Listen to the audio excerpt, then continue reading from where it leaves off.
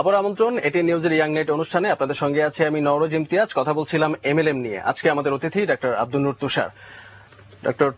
আব্দুল নূর তুষার, আমরা কথা বলছিলাম এমএলএম নিয়ে। তো এমএলএম এর অনেক বিষয় নিয়ে আমরা কথা বলছি। তো প্রথমেই আমরা এক দর্শক আমাদেরকে মেল করেছেন, মেলটা আমরা পড়ে আসি। সৌরভ আল জাহিদ তিনি লিখেছেন যে গতকালকে তিনি তার ফেসবুকে একটা স্ট্যাটাস দেখেছেন। তার এক বন্ধু যিনি একই সঙ্গে ডেস্টিনির ডিস্ট্রিবিউটর, তিনি লিখেছেন যে বাংলাদেশ 2020 সালের মধ্যে বিশ্বের শীর্ষ 10 ধনী দেশের একটা হিসেবে পরিণত হতে যাচ্ছে ডেস্টিনির মাধ্যমে, এবং এই কথাটা বলেছেন রফিকুল আমিন। এটা কি আসলে সত্য? এটা কি আসলে সম্ভব? এই প্রশ্ন তিনি রেখেছেন। সম্ভব অসম্ভব নিয়ে আমি আলোচনা করতে চাই না। বাংলাদেশের চূড়ান্ত সম্ভাবনা আছে। বাংলাদেশের মানুষ যদি সত্যি সত্যি কাজ করে, দেশকে ভালোবাসে, দেশের জন্য সবাই আমরা একসঙ্গে কাজ করি, আমাদের পক্ষে বিশ্বের শ্রেষ্ঠতম শুধু ধনী না, একটা উন্নত দেশে পরিণত হওয়া নিশ্চয়ই সম্ভব। কিন্তু প্রশ্নটা হচ্ছে অন্যখানে। আমি তো আজকে ইউটিউবে দেখেছি যে ভিডিওটা দেখানো হয় ডেস্টিনি মাল্টিপারপাস কোঅপারেটিভে মানুষজনকে আকৃষ্ট করার জন্য, সেখানে বলা আছে 2012 সালের মধ্যে এটা হয়ে যাবে ক্ষুধা, দারিদ্র, দুর্নীতিমুক্ত, সন্ত্রাসমুক্ত দেশ। তাহলে এটা আবার 2020 সালে চলে গেল কেন? এটা আসলে এই ধরনের অসংখ্য প্রতিশ্রুতি বিভিন্ন জায়গাতে আছে। এই প্রতিশ্রুতিতে এই যে প্রমিসটাই কিন্তু আসলে খেলা। আপনাকে যত বড় বড় প্রমিস করা হবে ততই তো আপনি উৎসাহিত হবেন যে বিনিয়োগ করবেন, এই কোম্পানির সঙ্গে নিজেকে জড়াবেন, ভাববেন যে যেমন অনেকেই তো এখনো ভাবছেন গাছ বড় হচ্ছে, গাছে ডালপালা গজাচ্ছে, কিন্তু সেই গাছটা আসলে কোথায়? আপনার কাছে কিন্তু নিয়েছে টাকা, এবং গাছের ছবিও কিন্তু আসলে আপনি কোন গাছটা আপনার, সেই গাছে কি আপনার নাম লেখা আছে আপনি তো আর জানেন না। ফলে এটা কিন্তু আসলে খুব একটা বায়বীয় বিষয়। কাজে এটা নিয়ে আসলে একটু আরো মজা আছে। এই যে একটা প্রফিট হিসাব দেওয়া আছে, ইউটিউবে গেলে আপনারা অনেকে দেখতে পাবেন প্রফিটের হিসাব দেওয়া আছে যে কেউ যদি 1 লাখ টাকা বিনিয়োগ করে মাল্টিপারপাস কোঅপারেটিভে, সে 10 বছরে 5 লক্ষ টাকারও বেশি প্রফিট পাবে। তার মানে প্রায় 50%-এর বেশি। একটু আগে নিউয়ে যে শুনছিলেন, একজন বলল 1 লাখ টাকা 1 লাখ টাকা পায় বছরে। এই ধরনের অবিশ্বাস্য প্রফিট, এইটা কি করে দিতে পারে একটা কোম্পানি? কিভাবে দেয়?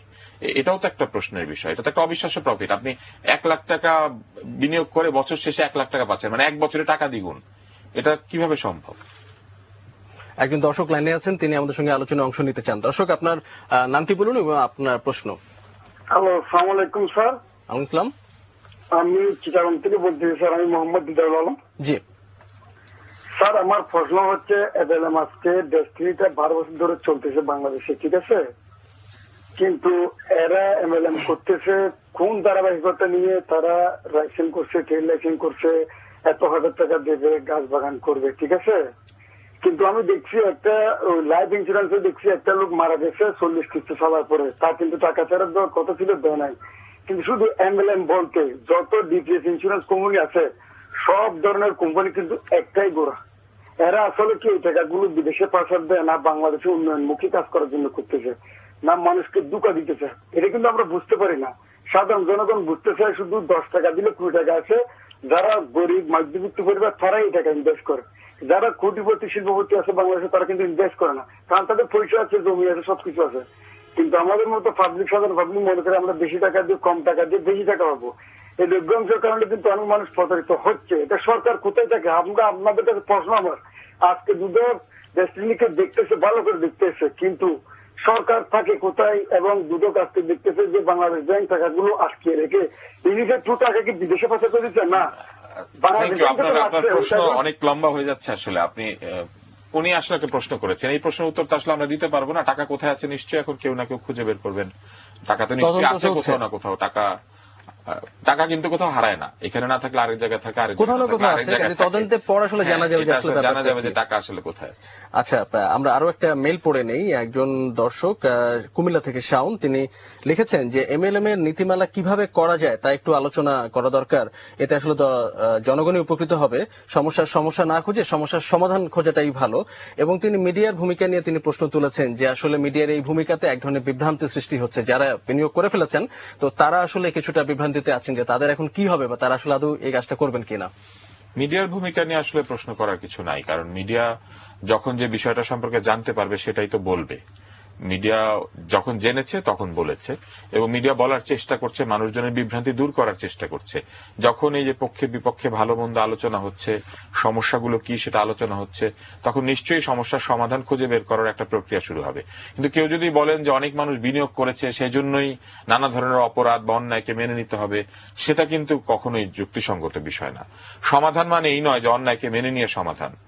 সমাধান মানে হচ্ছে যদি কেউ অন্যায় করেন তবে তার যথাবিহিত প্রতিকার হবে, আর ভবিষ্যতে যাতে এই অন্যায় কেউ করতে না পারেন সেটার একটা ব্যবস্থা করা হবে। বারবারই কিন্তু একটি বিষয়ে ভুল হচ্ছে, সেটা হচ্ছে এমএলএম বিষয়ে নীতিমালা নাই, এটা ঠিক, এবং এমএলএম বিষয়ে একটি নীতিমালা থাকা জরুরি, সেটাও ঠিক। এমএলএম এর একটা আইন থাকা উচিত, যে কেউ যখন তখন যত্রতত্র এমএলএম কোম্পানি গজিয়ে তুলবে, এটা ঠিক না, এটা একদমই আমি একমত। কিন্তু প্রশ্ন হচ্ছে যে এমএলএম কোম্পানির অন্যান্য আর্থিক কর্মকাণ্ড, সেটা নিয়ে কিন্তু আসলে প্রশ্ন উঠেছে। যেমন মাল্টিপারপাস কোঅপারেটিভের ওয়েবসাইটে যদি আপনি যান, সেখানে দেখবেন তারা ঋণ দেন, তারা ফিক্সড ডিপোজিট লিখে রেখেছেন, fixed deposit, current account, savings account. জিজ্ঞেস করলে বলবে যে এটা তো সবাইকে আমরা খুলতে দিই না, শুধু সদস্যদের খুলতে দেই। কিন্তু এই সদস্যরা কি আগে থেকেই সমবায় সদস্য ছিলেন? তা তো না, তারা সদস্য সংগ্রহ করেছেন, বিভিন্ন জনকে বলেছেন যে এত টাকা দিয়ে তুমি আমার সদস্য হতে পারো, এবং সদস্য হলে তুমি আমার কাছে ফিক্সড ডিপোজিট করতে পারো। ফলে আপনি 500 টাকা দিয়ে সদস্য হয়ে 5 লাখ টাকা ফিক্সড ডিপোজিট করছেন। এটা কি আসলে ঠিক? এটা কি আসলে সমবায়ের প্রক্রিয়া? এটা নিয়ে সমবায় যে মন্ত্রণালয় আছে, সমবায় অধিদপ্তর আছেন, তাদেরকে তো উত্তর দিতে হবে। কারণ এটা কি আসলে তারা এলাও করেছেন? এটা কি কোনো সমবায় আদৌ তারা জানেন কিনা? না জানার তো কোনো কারণ নাই। ওয়েবসাইটে গেলে আমি দেখতে পাচ্ছি, সবারই তো দেখতে পাওয়ার কথা। এবং সেখানে তারা গাড়ির লোন দিচ্ছেন, বাড়ির লোন দিচ্ছেন, ক্ষুদ্র মাঝারি শিল্পে লোন দিচ্ছেন, লিখে রেখেছেন যে দিচ্ছেন। এই ক্ষুদ্র মাঝারি শিল্পে লোন দেওয়া, গাড়ির লোন দেওয়া, বাড়ির লোন দেওয়া, এটা কি আসলে সমবায় প্রতিষ্ঠানগুলো এইভাবে করতে পারে? আমাদের একজন দর্শক লাইনে আছেন আলোচনা অংশ নেওয়ার জন্য, আমরা তার প্রশ্নটা শুনে আসি। দর্শক, আপনার নামটি বলুন এবং আপনার প্রশ্ন। জি, আমার নাম বাপ্পি। জি, আমি কক্সবাজার থেকে বলছি। হ্যালো, শুনতে পাচ্ছি, বলুন। কিছুদিন আগে আমি ডেস্টিনি একটা কনসেপ্ট দেখে আমি আমার এক ফ্রেন্ডের মাধ্যমে, জি, তুষার ভাইয়ের কাছে আমার প্রশ্ন ছিল, ও আমাকে যেভাবে কনভিন্স করার চেষ্টা করছে, আমার কাছে ভালো লাগছে জিনিসটা। আমি টাকা ইনভেস্ট করার জন্য রাজি ছিলাম, আমার জেনারেল সেন্সে বলতে ভালো।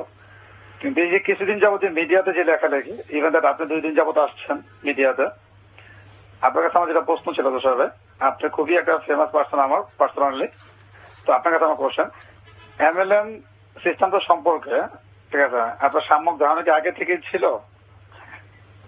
আজকে আমি অনেক ব্যক্তিকে দেখছি এমএলএম সম্পর্কে কথা বলছে, তাদের প্রত্যেকটা ব্যক্তিকে আগে সাম্যক ধারণা ছিল না, বিগত 1 সপ্তাহ যাবত যে পত্রিকাতে লেখালেখি হচ্ছে, এটা নিয়ে তাদের সাম্যক ধারণা তৈরি হয়েছে।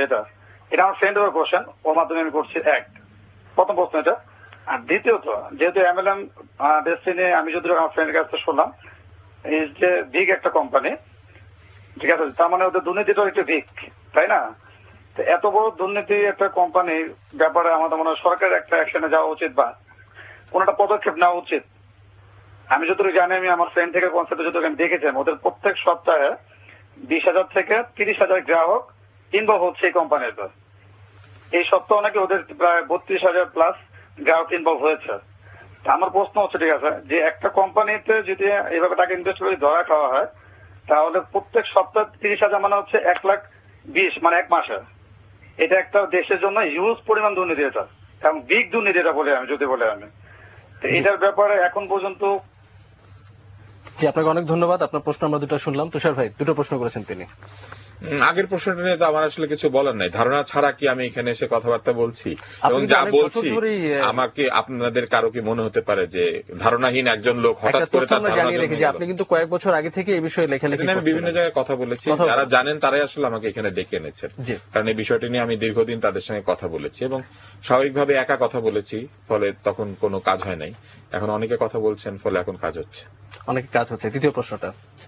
দ্বিতীয় প্রশ্নটা তো আসলে উনিই বলছেন, ফ্রেন্ড তাকে এটা বলেছেন, ফ্রেন্ড তাকে ওইটা বলেছেন, ফ্রেন্ডের সাথে গিয়ে দেখেছেন। তা ওনার আসলে যেটা করা উচিত, ফ্রেন্ডের কাছে জিজ্ঞেস করা উচিত যে আসলে এই কাজটা কি ঠিক। যদি সত্যি ওনার ফ্রেন্ড হবেন, তাহলে এত বড় দুর্নীতিতে ওনার ফ্রেন্ড ওনাকে কেন বোঝানোর চেষ্টা করলেন, ঢোকানোর চেষ্টা করলেন? আসলে এই বিষয়টা তো তাকে এখন নিজেরই করতে হবে, যে ফ্রেন্ডের কথা উনি বলছেন আসলে কি তার ফ্রেন্ড। যদি ফ্রেন্ডলি হয় তাহলে এত বিশাল দুর্নীতি, 30,000 লোক, উনি যেটা বলছেন, আমি কিন্তু একবারও বলি নাই যেটা দুর্নীতি। দুর্নীতি কি নীতি সেটা প্রমাণিত সেটা হবে, আসলে তদন্ত সেটা চলছে, এটা প্রমাণিত পরে হবে প্রমাণিত তদন্তে। হবে। আমরা কেবল আলোচনা করছি যে কোন কাজগুলো নিয়ে প্রশ্ন উঠতে পারে এবং সেই প্রশ্নগুলো আমরা তুলছি। প্রশ্নগুলো তুলছি। একজন দর্শক ঢাকা থেকে ইস্তিয়াক, তিনি লিখেছেন যে 45 লাখ ডিস্ট্রিবিউটর, তারা একযোগে সবাই কি বোকা হতে পারেন?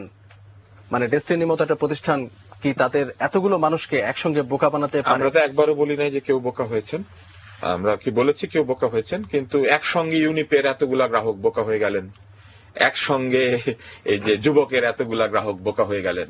তো এটা তো আমাদেরই খুব প্রশ্ন যে আসলে একসঙ্গে এতগুলো লোক আগে কি করে বোকা হলো, এটাই তো একটা খুব অদ্ভুত ব্যাপার। এবং আগে যেহেতু বোকা হয়েছেন একসঙ্গে এতগুলা লোক, ভবিষ্যতে যে হবেন না তার নিশ্চয়তা কি? আসলে আমাদের একটা গরিব দেশ, সবাই আসলে খুব চেষ্টা করে যে খুব দ্রুত অল্প সময় অল্প পরিশ্রমে ধনী হওয়ার, ফলে বোধহয় এই ধরনের একটা প্রবণতা দেখাই যায়। অল্প পরিশ্রমে ধনী হওয়া না, আমাদের স্বপ্নের মধ্যে আসলে যেটা ঘটেছে আমাদের এই সমাজে, আমাদের স্বপ্নের মধ্যে এখন লেখাপড়া, উন্নত মানুষ হওয়া, উপকারী পরোপকারী মানুষ হওয়ার চাইতে বড় হয়ে দেখা দিয়েছে বাড়ি গাড়ি, টাকা পয়সা এবং এক ধরনের পার্থিব ক্ষমতা। এবং সেই কারণেই মানুষ এইভাবে কোথাও অর্থের প্রলোভন দেখলেই সেখানে ঝাঁপিয়ে পড়ছে। এটা কিন্তু আসলে আমাদের একটা আমি বলবো যে এক ধরনের সামাজিক প্রবণতা তৈরি হয়েছে, যে প্রবণতা থেকে আমাদেরকে বের করে নিয়ে আসার জন্য গণমাধ্যম, শিক্ষা ব্যবস্থা এবং যারা এই সামাজিক নেতৃবৃন্দ আছেন তাদেরকে একসঙ্গে কাজ করতে হবে। কারণ একটা দেশে শিক্ষা, রুচি, সংস্কৃতি এর চাইতে বড় হয়ে যেতে পারে না টাকা পয়সা। এবং সেটা হয়েছে বলেই কিন্তু আজকে এই ধরনের ঘটনা ঘটছে। কিছুই চাই না, আমার কিছু টাকা চাই, এই জায়গা থেকে কিন্তু আমাকে বের হয়ে আসতে হবে, সচেতন হতে হবে, সচেতন হতে হবে। একজন দর্শক অপেক্ষা করছেন আমাদের সঙ্গে আলোচনায় অংশ নেওয়ার জন্য। দর্শক, আপনার নামটি বলুন এবং আপনার প্রশ্ন। জি, আমার নাম নজরুল ইসলাম। জি, প্রশ্ন, এমএলএম যে কোম্পানিগুলি করতেছে এদের আসলে মাল্টি লেভেল মার্কেটিং যেটা বলে, তাদের প্রোডাকশনটা কি, এটা তো আগে জানা দরকার। আর দ্বিতীয়ত হলো, এরকম আরো অনেকগুলি কোম্পানি হয়েছে, যেমন পল্টন ইদানিং একটা কোম্পানি এইমওয়ে কর্পোরেশন নামে, এরা ওই 6 মাসের দ্বিগুণ দেবে বলে টাকা নেয়। 1 লাখ নিলে সেখান থেকে 30% কমিশন দেয় যে নিয়ে যায় তাকে। দ্যাট মিনস 1 লাখ টাকা তারা 3 লাখ টাকা দিচ্ছে 6 মাসে। এটা কিভাবে সম্ভব এবং গভর্নমেন্টের নজরদারি কি এবং আমাদের সেভ হওয়ার উপায় কি? ধন্যবাদ আপনাকে। এমএলএম কোম্পানি সাধারণত নিজে কোনো কিছু প্রডিউস করে না, তারা বিভিন্ন মানে যারা ম্যানুফ্যাকচারার তাদের প্রোডাক্টকে ডিরেক্ট মার্কেটিং করে। এটা হচ্ছে সারা দুনিয়াতে হয়, এখানেও কিন্তু তাই হয়েছে। ডেস্টিনিও কিন্তু নিজে ওইভাবে কিছু তৈরি করে না, অন্যদের জিনিসপত্র নিয়ে এসে বিক্রি করে। কিন্তু একটা প্রতিশ্রুতি আছে, কিন্তু 2012 সালের মধ্যে 10টি বৃহৎ শিল্প কারখানা স্থাপন করার একটা প্রতিশ্রুতি ওয়েবসাইটে আছে এবং ইউটিউবের ভিডিওর মধ্যে আছে। এই 10টা শিল্প কারখানা কি কি, সেগুলো কোথায়, এই প্রশ্নটা আদৌ কি সেটা 1 বছরের মধ্যে সম্ভব? এবং এই 2012 সাল থেকে এটাই 10টা বড় শিল্প কারখানা কি আসলে হচ্ছে কোথাও, এগুলোই তো আমাদেরকে আসলে জানতে হবে। কারণ আমি যখন আপনার কাছে টাকা নিয়েছি, আমি তো আপনাকে বলেছি যে এটা হবে, এটা হবে, এটা হবে, এটা হবে। তাহলে যা যা হবে বলেছি সেটা তো আমাকে মানে প্রতিশ্রুতি এবং বাস্তবায়ন, আসলে মিল আছে কিনা? বাস্তবতায় দেখাতে হবে, বাস্তবায়ন করতে হবে। যে আমি বলেছিলাম 10টা কারখানা, 10টা হয় নাই, 6টা হয়েছে, কিন্তু বলতে তো হবে। আচ্ছা, আমাদের আসলে অনেক প্রচুর, আমরা আজকের এই অনুষ্ঠানে প্রচুর এসএমএস পাচ্ছি, প্রচুর মেইল পাচ্ছি। সময়ের অভাবে আসলে আমাদের সবগুলো হয়তো দেখানোর সুযোগ হবে না, সবগুলো নিয়ে আলোচনার সুযোগও হবে না। সর্বশেষ একটা প্রসঙ্গ, সেটা হচ্ছে অনেকে লিখেছেন যে আমরা তো কিছু কিছু টাকা ইনভেস্ট করেছি, তো মিডিয়াতে এত কিছু এখন আলোচনা হচ্ছে, চারিদিকে এত আলোচনা, আমাদের আসলে কি হবে? তো এই বিষয়ে আসলে আমাদের কি বলার আছে? যারা বিনিয়োগ করেন তারা বিনিয়োগের ঝুঁকি আছে কি নাই, লাভ আছে কি নাই, ক্ষতি আছে কি নাই, এটা দেখেই বিনিয়োগ করবেন যেখানেই করেন না কেন। এবং বিনিয়োগ কেউ যদি করেন তাহলে শুধু লাভের জন্য পৃথিবীতে কোথাও বিনিয়োগ হয় না। ঝুঁকি থেকে আপনি যখন বিনিয়োগ করবেন, বিনিয়োগের কিছু ঝুঁকি থাকবে, কিছু লাভ থাকবে। আপনি লাভ এবং মানে লাভের সম্ভাবনা এবং ঝুঁকির সম্ভাবনায় দুটিকে যাচাই বাছাই করে বিনিয়োগ করবেন। ফলে যদি কেউ প্রশ্ন করেন কি হবে, এটা আমাদের কাছে না করে এটা সরাসরি যেখানে বিনিয়োগ করেছেন সেখানে গিয়ে করা উচিত। কারণ বিনিয়োগ যদি কোথাও আপনি করতে পারেন, আপনি বিনিয়োগ ফেরতও নিতে পারেন। ফলে বিনিয়োগ ফেরত নেওয়ার যদি কোনো উপায় থাকে সেটা চিন্তা করবেন। অথবা যদি মনে করেন যে না, বিনিয়োগ ফেরত নেওয়ার দরকার নাই, আরো দীর্ঘদিন থাকবেন। এটা তো আসলে যিনি বিনিয়োগকারী তার নিজের সিদ্ধান্ত। কারণ যেদিন বিনিয়োগ কেউ করে সেদিন কিন্তু কেউ জিজ্ঞাসা করে না যে আমি কি বিনিয়োগ করব নাকি করব না। কিন্তু যেদিন সমস্যা হয় সেদিন জিজ্ঞেস করে আমি এখন আমার এই বিনিয়োগ নিয়ে কি করব। এটা কিন্তু আমাদের শেয়ার বাজারও হয়েছে এবং এই প্রবণতাটা আসলে সঠিক না। শেয়ারে যেদিন লোকে টাকা খাটিয়েছে সেদিন তো কাউকে জিজ্ঞাসা করে না যে খাটাবো নাকি খাটাবো না। কিন্তু যখন দাম কমে যাচ্ছে তখন যেখানে সেখানে যাকে তাকে দায়ী করছে যে আপনিই দায়ী এটার দাম কমিয়ে দেওয়ার জন্য। তো এটাও কিন্তু আমাদের আমি গতকালের অনুষ্ঠানে একটা কথা বলেছিলাম যে আমাদের বাংলাদেশের মানুষ অর্থকে কি করে ব্যবহার করতে হয়, কি করে ফান্ড ম্যানেজ করতে হয়, এই ব্যাপারগুলো জানে না। কোথায় বিনিয়োগ করতে হবে, কোথায় করতে হবে না জানে না। গণমাধ্যমের খুবই উচিত, পত্রপত্রিকার উচিত, সরকারেরও উচিত, এমনকি শিক্ষা প্রতিষ্ঠানও উচিত এই বিনিয়োগের বিষয়গুলি সম্পর্কে সাধারণ ধ্যান ধারণা মানুষকে দেওয়া, যাতে সবাই সচেতন হতে পারে। আমরা আমাদের অনুষ্ঠানে একদম শেষ পর্যায়ে চলে এসেছি। এমএলএম নিয়ে আমাদের আলোচনা আসলে আরো চলতেই থাকবে। দর্শক, আমাদের অনুষ্ঠানে একদম শেষ পর্যায়ে আমরা চলে এসেছি। এমএলএম নিয়ে ইয়াং নাইট অনুষ্ঠানে এই পুরো সপ্তাহ জুড়ে আলোচনা হবে, দেখার আমন্ত্রণ রইল। সবাই ভালো থাকবেন, শুভরাত্রি।